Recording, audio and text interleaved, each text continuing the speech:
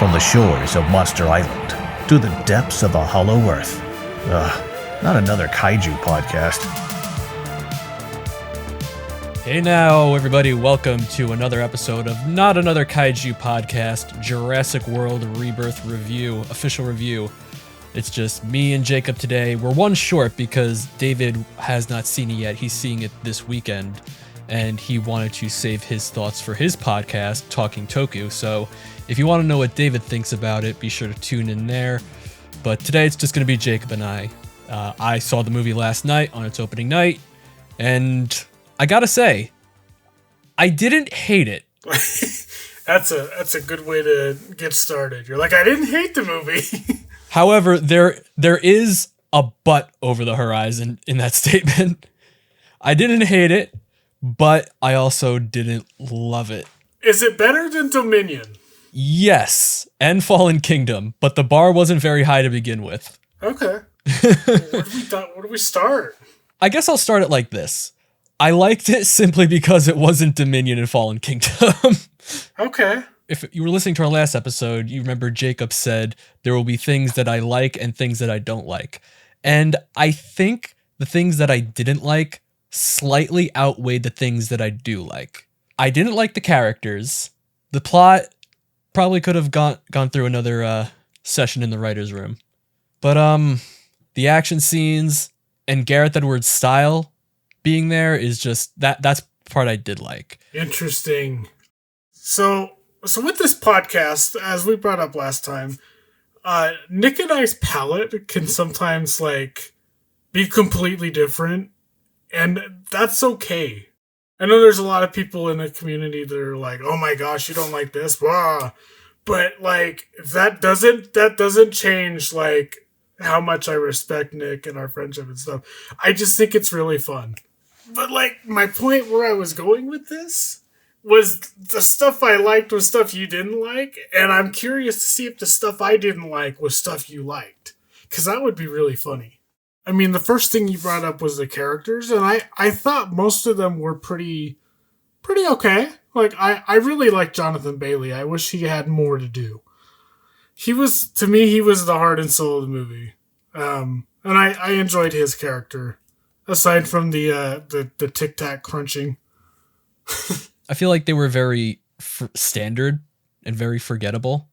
I went to go see it with a friend last night, and the first thing I said when we walked out of the theater was, it felt like the movie was trying to shake the reputation and identity of the current state of the franchise and find its footing in the roots. Yeah, I could see that. Because it does take place after Dominion. It is a follow-up. But there are moments where it feels like they're trying to do another hard reboot of the series. It's definitely a soft reboot. And the title Rebirth, man, that's kind of the big giveaway there. It's a new chapter.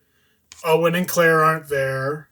Thank God. There's only a mention of, I think, Grant once, and that's for Jonathan Bailey's character's backstory. Which is really the only backstory I feel any of these characters got. I mean, yeah, we heard ScarJo's character be like, "Oh yeah, I was special forces. Now I'm a mercenary." Yeah, she's got that connection with Duncan, which was decent. Yeah, and then everyone else is dinosaur food. But if I'm being honest, that has been a trend in the franchise since 1997. So I ain't gonna ding it that hard. Because tell me a memorable character in the Lost World besides your core three. That's what I feel like Jurassic Park is. It's the core three, and then it's Samuel L. Jackson. You know what I mean? Wait, did you say the Lost World or Jurassic Park? I mean the Lost World. But my big example was that everyone forgets Samuel L. Jackson's character's name from Jurassic Park. But in the Lost World, you have Jeff Goldblum. You got Malcolm. You got Sarah Harding. I think that's her name. Yeah. And then there's Eddie, who gets the best death in the franchise, in my opinion. I don't remember the rest. Well, there's Nick Van Owen, the photographer, the Yeah, but that guy Peter disappears Ludlow. like halfway through it. I totally forgot he was in there. I'm like, oh, Vince Vaughn.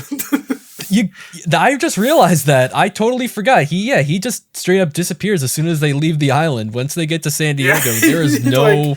he's not to be seen. Yeah, exactly. Where I was going with that was like, most of these characters are dinosaur food, and it's been that way for 20-something years. I don't know. That's why I go into it, and I'm like, yeah, Bailey, ScarJo, and Ali, they're going to be the central focus. Everyone else is food.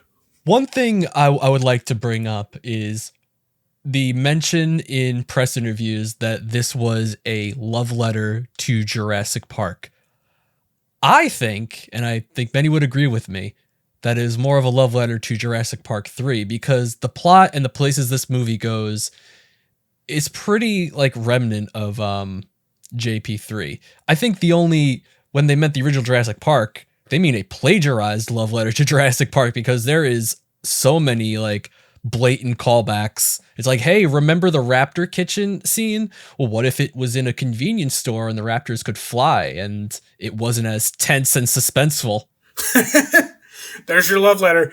Dude, I am going to be honest with you, though. I am kind of tired of people replicating the kitchen scene. Like, That's my point. Do something else. Do something else, man. Like, oh, man, I'm going to go into spoiler territory. That's okay, fine. though. Spoilers ahead. The helicopter shot with the D-Rex was one of the coolest things this franchise has done in terms of shooting something and scale. It was just a cool shot. Do something unique like that. Or, I did appreciate with the Spinosaur kills that they were like dragging them away, and you could like see them in the mouth going like screaming and stuff. And those Spinosaur kills were pretty... It got violent for a hot second with the Spinosaurs. Yeah, I was like, yeah. Even the girl's death, I forget her name, but like the girl dino food, even though her initial like consumption was technically off screen, they were able to convey it in a violent way despite not being able to see it. Yeah, like that kind of original stuff is great. Which is what the original Jurassic Park did really well in some moments. Like Nedry's death, we don't really see. We just see the Jeep rock. You know what I mean? So I think in that way, it's kind of Spielbergian, because the mind imagines it as more gruesome than it really is on screen. And I know the Jurassic Park fans out there are going to say it never gets old, because I heard this talking to my friends about the movie. I'm a little tired of hearing Welcome to Jurassic Park by John Williams whenever we see a large, long-necked, herbivorous dinosaur. It was a good moment in the movie, but like, I get it. You know what I mean? And again, another piece of plagiarism. They literally took the Welcome to Jurassic Park scene and just altered it slightly. Yeah, they're tall do that every theropods, time. but They did that in Jurassic World 2015. Like, it's just a moment. Did they? Yeah, they used Welcome to Jurassic Park and when it showed the open park and stuff. Oh, that's right. Yeah. Well, I mean, but that was different. Like this one, the context was lifted straight from the first movie. Large, long-necked sauropod dinosaur, and then panned to a shot of the entire herd, and the song is playing. Like that's straight out of the first movie. At least when Jurassic World did it, it was like, check out the operating park. Yeah, but it still is a musical callback. I'd like something else. As a leitmotif, it's a little tired on me. Now the scene is a little different because like Bailey gets up close and he's like literally crying, and I think that was effective. It was just kind of like an all right, cool. I did laugh a little bit at them saying like these dinosaurs were about to make some more dinosaurs, and life finds a way. But yeah, I mean, it was a great scene. I still was like, yeah, Gareth, you're shooting these dinosaurs well. You brought back the Williams. Good job. It's just fan service, and I don't really hate it for that. But the kitchen callback kind of irritated me a little bit. Even if there were some other cool things, like the freezer was kind of a neat innovation. I was a little disappointed by the D-Rex and the Mutodons. First off, how dirty the Mutodons did the Velociraptors. This is honestly, I think this is the first Jurassic movie where we didn't have raptors. I mean, technically we did, but they were in the background. You couldn't see them, and they get picked off after 10 seconds. So on paper, I think that's a great idea because you keep saying like they plagiarize the older movies. So I think a good way to be more original is to take the raptors out. I just think the fans will be really disappointed that the Mutodons just picked them off, which is kind of hilarious to me. I'm not going to lie, but I do think taking them out would have been a good idea on paper because you want to be original, right? True. But I think a cooler idea, and I'll pitch it, but it might be the same thing as the Mutodons, so I don't know. It's a hard thing. Would be that, the Velociraptors in real life are chicken-sized, and they're based on Deinonychus. I think it would have been kind of neat to have Deinonychus introduced. Have the feathered raptors, like the Pyroraptor in Dominion, but bigger and, not silly. And have the Deinonychus step in and take them out. Because the Jurassic series has had a history of new dinosaur takes out the old dinosaur. They did it with the Spino in JP3.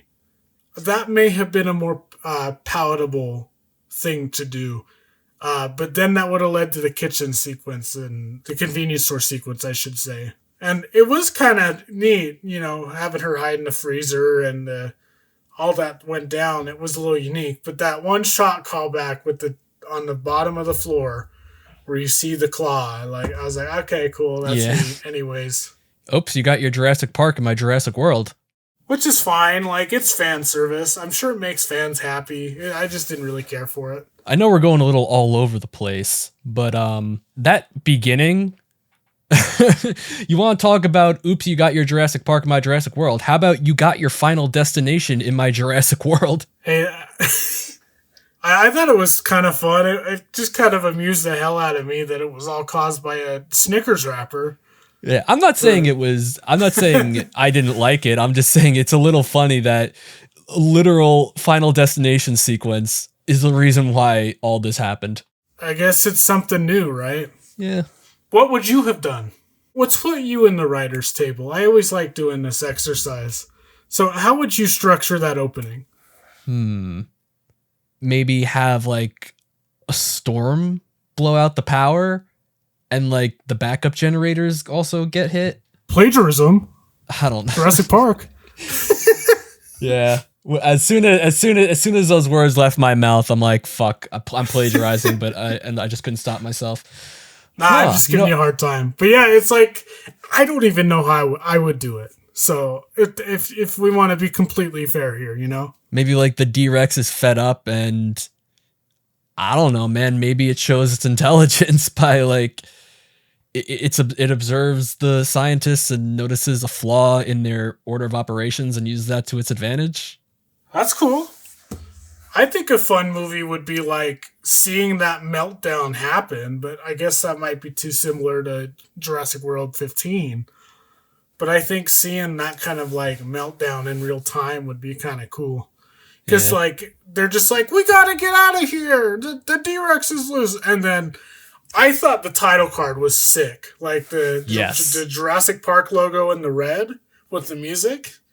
That was cool. That was really dope. That was almost one of my favorite. That was probably one of my top 3 favorite things in the movie. Which, if that's where my favorites are, then clearly the film's got some flaws. But that was cool. But it just kind of ended. It was we gotta get out of here, and it leaves your mind And I know Gareth likes leaving mysteries. But I think that would have been kind of effective if, the D-Rex killed everybody in that room.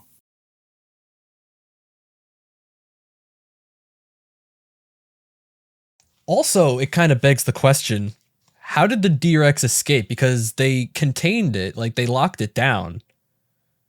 How did it get out? Did it just bust through? And then he's just like, "Hello, I'm here." But you want to talk literally back to plagiarism again. Gareth lifted a line straight out of Godzilla 2014. All right, let's make this quick. Oh yeah. Yeah. I feel like that's said in a lot of like heist and action movies though. Like, But I gotta think of some, but there's like 5 movie lines I can think of from like every action or heist movie. no, but I'm talking about in how, I mean, people have been pointing this out since the trailer. The hazmat suits, the containment, someone has to get left behind the door. Like the whole scene was very reminiscent of the opening of Godzilla 2014. And when I heard all right, let's make this quick, I'm just like, God damn it, there it is. Yeah. I think that even goes far back as Monsters. I think because you had some hazmat suits and stuff in Monsters, if I'm remembering right. So that might be a Gareth staple. I don't think that's going away. The gas masks definitely are.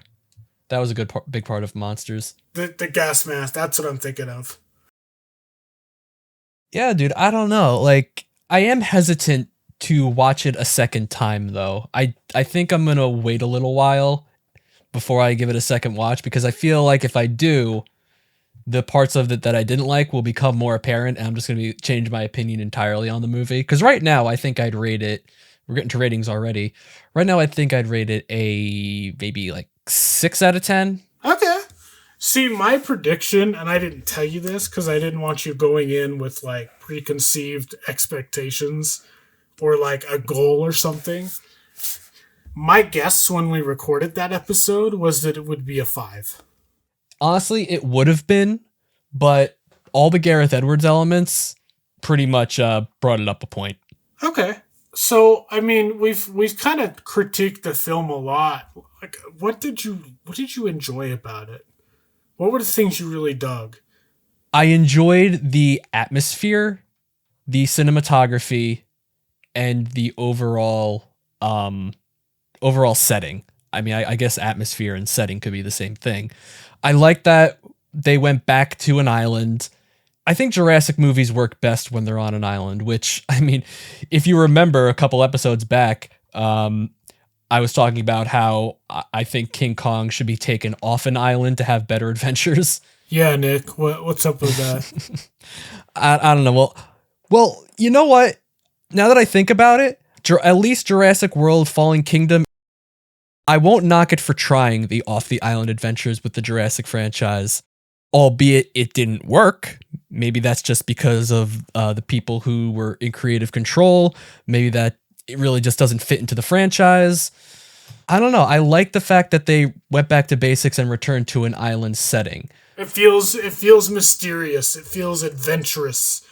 You know, it's not Tyrannosaurus Rex going down State Street. Yeah, and it kind of feels like they're starting from scratch. Like they're in the process of going back to the drawing board. Like, all right, where do we? Let's start from the beginning. We took it off the island and expanded it and took it to literally the entire world. That didn't work. But yeah, it really was remnant of Jurassic Park 3. I did enjoy the fact. My favorite. Yeah.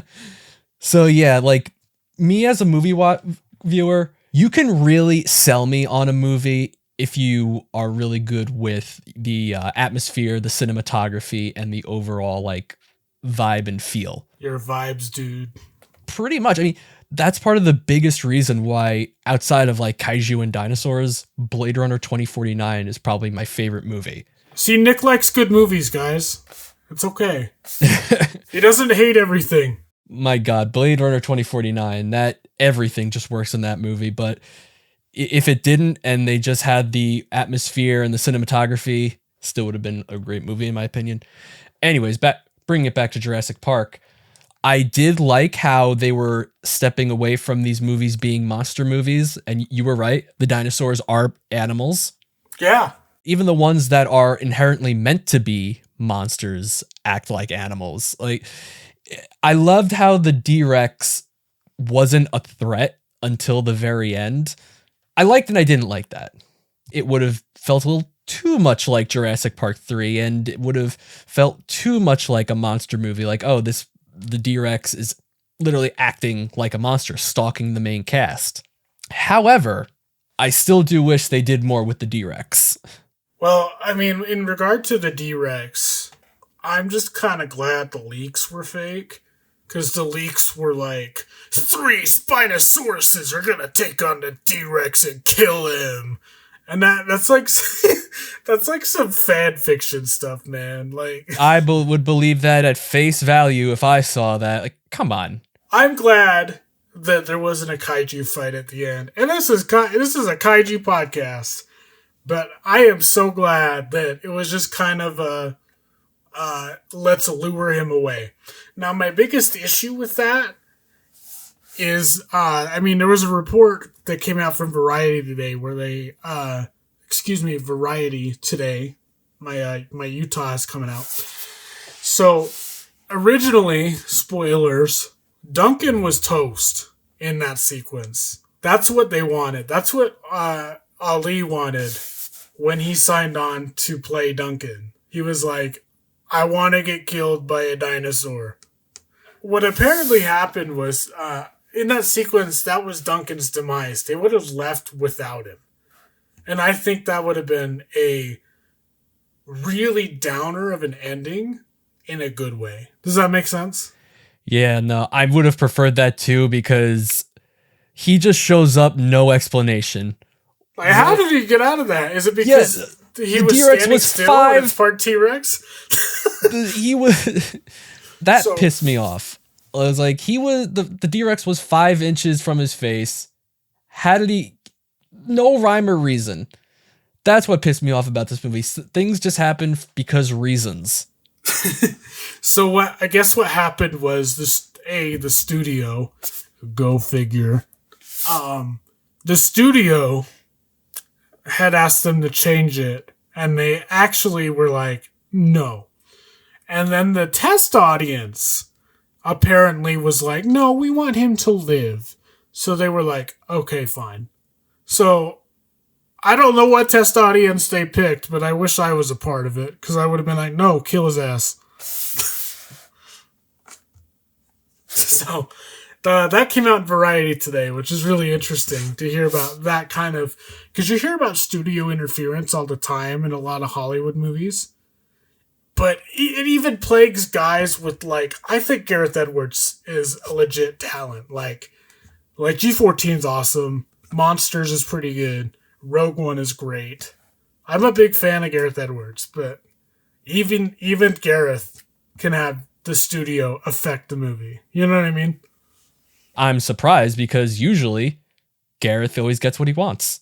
If you look into, interviews and behind the scenes of Godzilla 2014, the studio, Gareth kind of like put his foot down for a lot of creative decisions that the studio wanted changed, and for the better, because, for instance, the studio wanted a fight between Godzilla and the male Muto in the beginning, but Gareth said no, which is really strange considering that Gareth wasn't a big director at the time. Like that was essentially his first big role. And when you think of like directors and their first big breakout roles, they kind of have to answer to the studios no matter what. Yeah, for sure. But it was just an interesting read. Like, I can link you to the Variety article when we're done recording this, and we can maybe put it in the description when we post this. But it just shows, like, test audiences can sway an entire movie.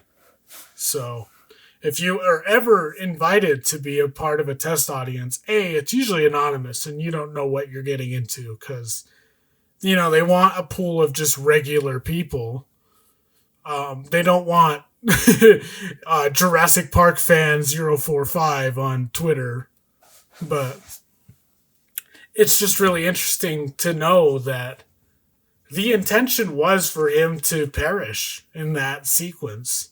Whether it is in that exact shot, I don't know. But, like, in terms of things I appreciated and I liked, I was very surprised Dolores was so as minuscule as possible. You mean merchandisable Saurus? Yeah. Merchandisable Saurus. Pick one up at Target. Hey, all these dinosaurs are merchandise. Have you seen the toy aisle? Those kids want the T-Rex toy. Step right up, get your Dolores here. But you get what I'm saying? Like, I thought that little dinosaur would be in it a lot more. Yes. It was in a lot of the marketing, so I thought it was going to be like everywhere in the movie. But it was only kind of in a few scenes. It would run away. And that was nice. Because it was cute. It was a cute little dinosaur. But I wanted to see the cute Spinosaurus. Dolores is going to perish. We know in universe Dolores is going to perish because, like they said in the movie, the dinosaur population is diminishing because they're unable to adapt to the modern world. Dolores is toast. I'm sorry. Come the next Jurassic World movie, when you're watching it, just remember in the back of your mind, Dolores is probably dead. Especially being an infant, being taken out of an environment. Critic. Whoa. Anywho. I mean, everyone says their favorite standout of this movie is the river raft scene. How'd you feel about that? I liked it. Obvious fan service from the book. Yeah. But I remember last episode, David said, but here's the thing. How many fans have actually read the book? Which is still true, but how many fans are aware of what happens in the book? Because if you're a Jurassic Park fan, there's a pretty big chance you know what happens in the book because, there's comparison videos on YouTube, summarization videos on YouTube, like Cliff Notes even. That being the case, I would argue that every Jurassic fan is aware of the book having a river raft scene. But I did like it because that was one of the scenes where I would say, yes, like see this in a theater setting because we saw it in Dolby. Yeah. Oh, yeah. And not just the T-Rex, but every dinosaur in general. When that thing roared and when its jaw slammed shut, seats shook, the theater shook, like the weight was felt. It's that Martin Scorsese meme, absolute cinema. It's that fucking Gareth Edwards secret sauce. Like he knows how to make things big. I think the Rex was the shining look at the scale kind of thing. Because, I mean, it's the T-Rex. You kind of have to, I mean, I kind of got that with the Titanosaurus. Yeah. And look, guys, one more complaint about that Titanosaur scene, and I'll get back to River Raft. My biggest disappointment out of Rebirth is that I want a herbivore to kill somebody. I want to see it. Well, wait, didn't that happen in Dominion? The Giganotosaurus died at the hands of that Freddy Krueger. No, I mean Freddy Krueger. No, I mean like a herbivore kill a human being. Oh. Because I don't think that's happened. We've come into danger with like the stegosaurs and stuff. But in science, the tail of a titanosaur, if it whipped, it would break the sound barrier. So I was really hoping we'd see that whip tail crack and like, and obviously it's a family adventure movie. It's PG-13. So Primitive War 2, if you're listening. Like imagine someone getting hit by a tail that breaks the sound barrier. Like they would just be eviscerated. Sounds really messed up, but you could also have an ankylosaur smack somebody into a tree or something. I mean, these are animals. Animal attacks happen. I feel like that would have to be rated R, like in a rated R setting though, because herbivore kills, I don't know, they just seem more brutal than a carnivore kill. Which is weird saying that because literally the main bad guy gets bitten in half and we see it. That's weird thinking about, right? Or just have one of these large animals step on somebody. Yeah, I mean, we've seen a guy get stepped on in The Lost World. When the T-Rex steps and he lifts his foot, you see the guy stuck to his foot. Yeah, he's stuck to it.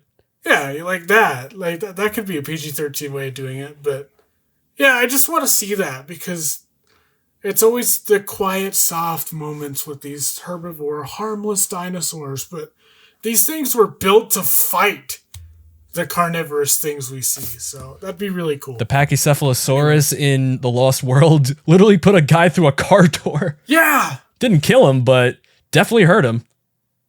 As I said earlier, I liked the main three. I thought Duncan was charismatic and really fun to follow. I was very pleasantly surprised at how the heart and soul of the movie went to Jonathan Bailey. I just wish he had more to say and more to do. I loved his, people don't care about dinosaurs anymore. Like, it seems like that's the recurring theme in all these world movies, but I think they're taking the wrong idea from it, because I think people really do care about dinosaurs. It's the studio that wants the big, mean, funky hybrids. But like all the feedback I've seen from people so far, they've been like, okay, I'm tired of the hybrids. Can we just have a movie with just dinosaurs? Yeah. Which is a very frequent talking piece in the Jurassic community and stuff. So if anyone's listening, like, that's kind of what people want to see. Like, the D-Rex was really cool. And it was kind of cool looking, and it was massive. And Gareth shot it really well. But I kind of forget the Moododons were in the movie. The Moododons didn't have much of a presence, so I like D-Rex. The Moododons, I could take or leave. But honestly, my favorite part was just the portrayal of the animals. Like, oh my gosh, the Mosasaur sequence was beautiful. Oh my goodness. Both the sailboat and the big boat sequence with the Mosasaur. I think I liked the little sailboat sequence with the Mosasaur more, because it was more tension. It was intense. It was this large animal in the ocean with you, and all you have is this dinky sailboat. That's scary. That's good. But I love that the Mosasaur just kind of breached like a whale. Because they are prehistoric whales. And just kind of flopped back in the water, or it would nudge it, It did animal stuff. It didn't, like, grab it with its mouth and, like, throw it. You know what I mean? It did what a real Mosasaur might do. It nudged it into the wall. It jumped out of the water and flopped back in using its mass. Like, that was good stuff. And then the Spinosaurs were just like hungry little boys, and I loved all of them. I wanted to see them walk on land, but I thought it was fun that you could like Jonathan Bailey was like, we need to move now. These guys are amphibious. And you just heard like Spinosaurus screeches in the background. Like, it's supposed to be scary, but it kind of made me giggle because they were just like yelling at each other. Was it just me, or did they bring back the JP3 sound effects, some of them? Because I could have sworn I heard a little bit. Yeah. I heard that a little bit, and I was happy. I did like Bailey's character. I like Duncan. ScarJo was great. I think she was pretty good. I liked that they tried to give her a ethical dilemma where Bailey's character says science is for everyone. I like that. I wish they did a little more with it. Yeah, she kind of like signs on to that idea pretty quick. I mean, it's kind of subtle, like she's a little unsure, but like, I mean, I feel like I could tell. Like, you could definitely tell she was like, all right, I'm on board with that. That sounds like a good idea. And maybe being thrown on an island where everyone around you is getting eaten alive might change your opinion quickly. But I wish they just did a little more with that. But it's cool that, the science and the ethical dilemma of scientific activity continues to permeate in this franchise. Because that's the core, that's the heart of Jurassic Park. Right. And I think they did that pretty good in this movie. Yes. The world movies, they kind of tried, but it wasn't as hard. It wasn't as hardcore. Their main focus is being summer blockbusters, not thought-provoking movies with dinosaurs. Yeah.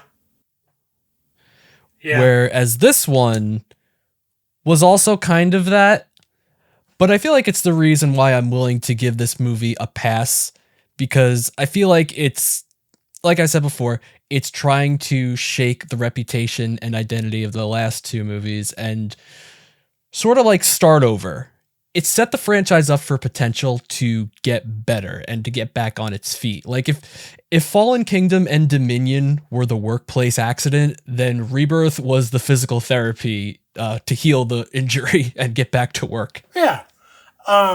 What I was going to say is a comparison I made to Haley when we discussed the movie today, because she went and saw it last night as of this recording. I told her that it was, like I told you, JP3 meets Kong Skull Island in like tone and plot and pacing. But really, I think the best comparison I can make is Alien Romulus. Honestly. Everything you said about it, like resetting the bar, having some fan service and some callbacks and some recreation shots, we'll call it. Dude, directors homage each other all the time. I don't knock them for it. I know. I'm just giving it a come I'm on, just being like, a hard ass. Spielberg is a Hitchcock fanboy. Like, look at Spielberg's movies and then go watch Hitchcock. But everything you said in that regard is what I felt about Alien Romulus, where it put us back on track. It was a little fan servicey and a little safe, but it was a step in the right direction. And that's how I feel about this. I do have like one question after this before we get to the question. Final thoughts? Pretty good. I had a good time. So, background, like, I'm a cinema buff before a kaiju fan. So, I kind of rate kaiju films and dinosaur movies a little differently than something like Jean-Luc Godard's, art house films and stuff, or French New Wave. So, I went into this wanting a Jurassic Park 3 experience where I'm in, I get some cool dinosaur kills, there's some decent plot, there's some fun characters, and I'm out the door. Mm-hmm. And I got that. I had a couple issues with the movie, but overall I had a good time. I'd probably lean around 6 or 7. Yeah, I think I'm at a solid 6. I do appreciate that the movie just started. Yeah, it just goes. Yeah, I appreciate like how quick it got things set up. It was like, here's our characters, here's the mission, let's go. Yeah. I feel like it did, like, for a hot second, drag a little bit. Like, on the way to the island, there was like that scene at night with Zara and what's his face? Dr. Loomis. Yeah. And the other scenes with them on the boat, it felt like a half-assed attempt at giving these characters some backstory. But overall, it's pretty okay. The dinosaur action is great. A bit of wasted potential with the D-Rex. But I think this is, at the very least, if not a step, a stumble in the right direction for the franchise. It really all depends on how you look at it, because I've been seeing a lot of differing opinions. Some people are like, yeah, this was good, I enjoyed it, and other people are like, oh, this was absolute garbage. Like, it's definitely dividing up the fandom. Yeah, it's definitely divisive a little bit. Mixed reception overall, even with critical reception. I want to ask you one more thing before you ask me the one thing you had. Because I noticed in this recording we didn't talk about the Quetzalcoatl at all. Oh my god, how... We completely brushed over Big Bird. Jacob, we're bad at our job. We should end this podcast. So, the joke in the comments could have been like, yo, did they just hate the Quetzalcoatl sequence? What? So, let's talk about that for a minute. Just a minute. I will say that is one of the scenes where I rolled my eyes at the very end, because they got out of that like way too easily. It's like, oh, Jonathan Bailey's character fell, but it's okay. He fell through some brush and landed in the water. He's fine. Oh, and look, the DNA sample just happened to parachute right next to him. Okay. Movie magic, baby. Kind of makes the death of the French dude sort of... he got done dirty, man. He ate him like a fish. Kind of makes him seem more expendable than he already was. Yeah, kind of. The ending of that sequence, it had a little bit of lazy writing written all over it, but I liked the bird. The bird was cool. It's a nice break from the pterodactyls. It explores more of the pterosaur variety. I mean, they gave it to us in Dominion, but it was handled a lot better here. Yeah, I agree. Like they took some of the better parts of the Jurassic World trilogy, like the Mosasaur and the Quetzalcoatlus, and they brought them back, which was cool. I was a little surprised at how small the dinosaur cast was, but what they did with them was cool. Like, I thought the Quetz was a fun sequence. It was just a large bird that could eat you like a fish. Mm-hmm. And, I mean, the audience reactions to the grappling off the cliffside show that it was an effective sequence up until about where you were saying. Yeah. Because the girls next to me were like, oh my God, I can't look. Oh, that's so high up. You know what I mean? Again, Gareth. So, yeah. But, maybe that was why I had a better time, because I could see that the general audience was really having fun. So I was able to join in. If I had sat down and watched this in a theater alone, I probably would have had some more critiques. Yeah, I'm glad we brought up the Quetz. Yeah. I was like, are we really going to end this without mentioning the bird? The bird was good. I liked it. The Titanosaurs were cute. The T-Rex was good. Although, quick question about the Titanosaurs. Where were they hiding? Because they just show up, bro. And I thought maybe they were like being covered by a movie magic, by a baby. hill, maybe they were on the other side of a hill. But then when they get up, it's like no, that whole field was flat. They just they just no clipped back into reality. I'm gonna coin a new term for this podcast, and I'm just gonna go movie magic, baby. Every time we question something like this, kind of like Toho logic. Toho logic is one of my favorite phrases. Because when I was showing my friend the Godzilla franchise, he was like, that guy really is paying him like $5 to jump in a volcano and get his hat back. And I was like, yeah, dude, Toho logic. So, movie magic, baby. Yeah. All right, Nick, what was the last thing you had? Last question I had for you before we wrap this up. Where do you want to see the franchise go from here? Where do you want to see Jurassic go?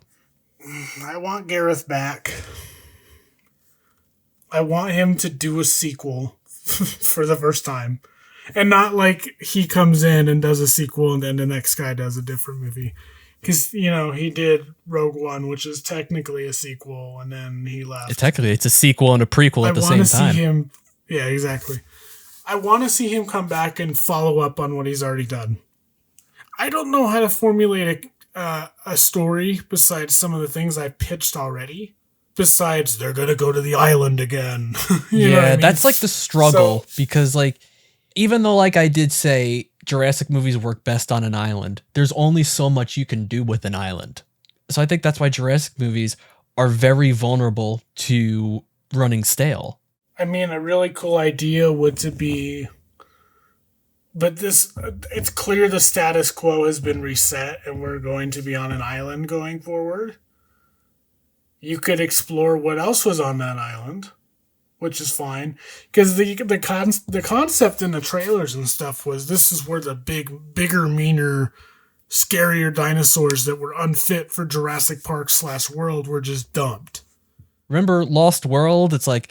Oh, we had a separate island where we bred the dinosaurs before we moved them over to Isla Sorna. I mean Isla Nublar. And Nublar's dead in the canon.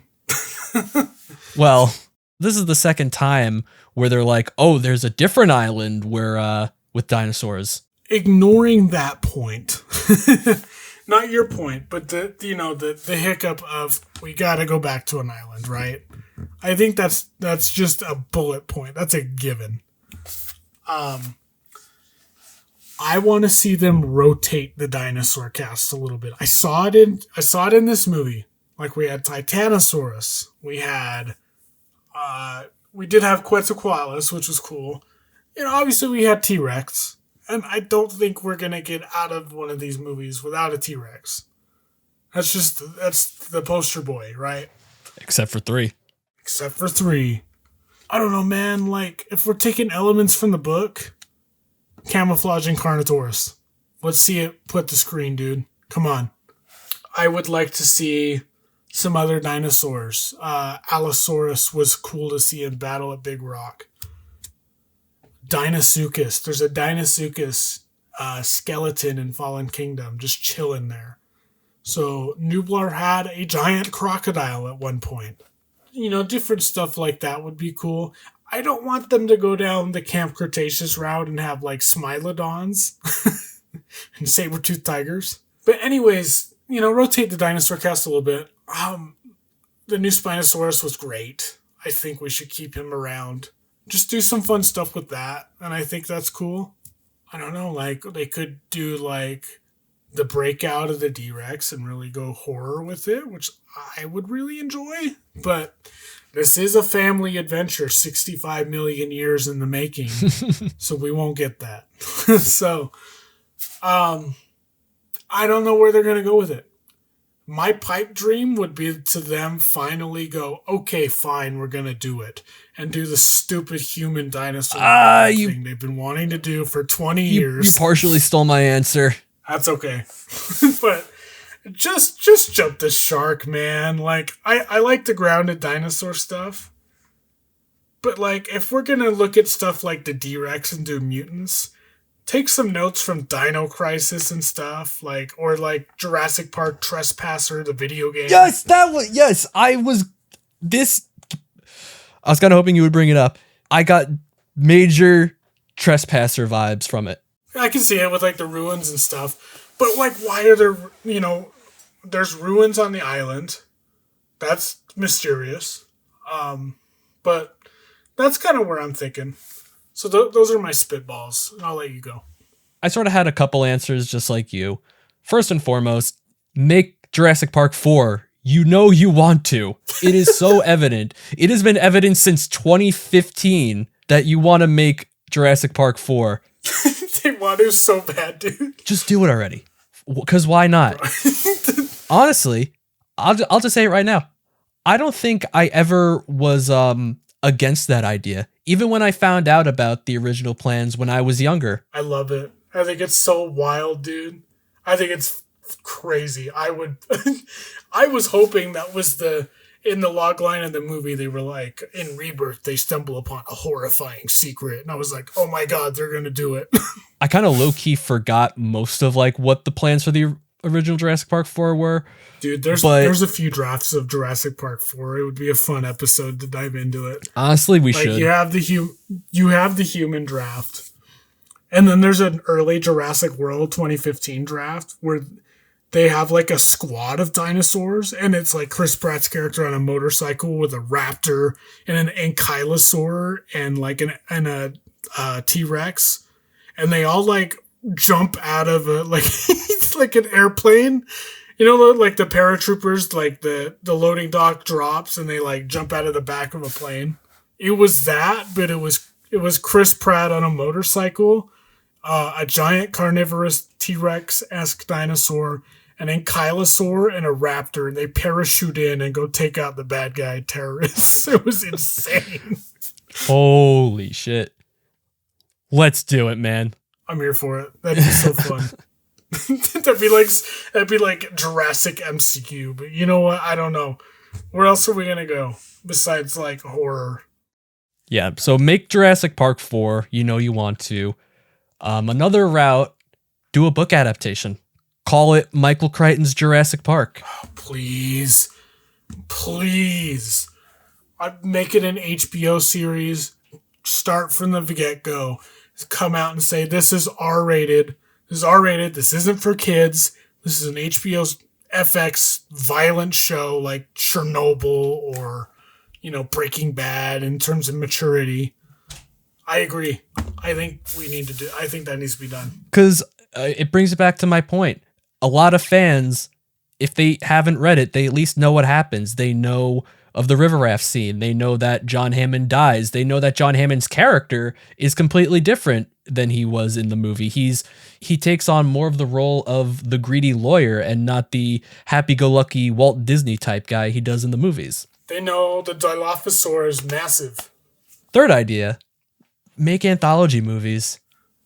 That's what they should have done with when Fallen Kingdom set up Planet of the Dinosaurs. That's what they should have done. Mm-hmm. They did it a little bit with Battle of Big Rock, but they should have done it way more. That's a tree with fruit they did not catch. I don't know. It really is tough. I think the deciding factor is going to be this little movie called Primitive War that's coming very, very, very, very soon. I can't say the date yet, but it's coming soon. Because that is also on an island, but it's just Vietnam. It's not a secret island. It's just Vietnam. So it's kind of both, right? We'll see if that works. I don't know. I think they'll honestly, if Primitive War does good, they might look at that and go, we need to go more mature and more dark. They might do it, but we'll see. I don't like reading, and I am very curious to see what I know about the book. I am curious to see how that would work when put to screen. Oh, but wait, quick question. If, say, they do adapt the book, you think they'd still put the river raft scene in? I think so. Maybe not included in the marketing, but... Oh, they'd have to market that, dude. I think they would. Yeah, but you could adapt, like, season 1 could be Jurassic Park, and then season 2 could be Michael Crichton's The Lost World. Because that book is so much more different than what we got in the movie. And it has a definitive ending, too. So then you can end it with 2 seasons and move on. How does it end? It's basically like a little bit of what they did in Rebirth. Henry Wu had the lysine contingency, so they just kind of start dying off. Gotcha. So it's just kind of, and there's this DX disease that spreads. So essentially there's like a rampant disease that kind of wipes them out with an epidemic combined with the lysine contingency. Gotcha. So it's kind of like these dinosaurs will not survive. They will just eventually all perish on this island. And then Earth will reset. You know what I mean? Mm-hmm. Well, there you have it. Our thoughts on Jurassic World Rebirth. A stumble in the right direction, if you will. I was pleasantly surprised that I didn't hate it as much as I thought I would. We'll see where it goes. Yeah, go see it. Yeah. Find out what you think. Don't let 2 goobers on the internet be your deciding factor. Go make your own informed decision. Yeah.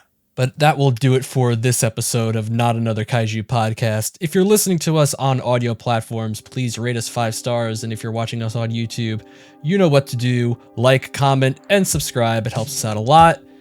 My name is Nick, joined by Jacob. Hello. Minus David. I miss you, David. Thank you guys so much for listening. See ya. See ya. Bye.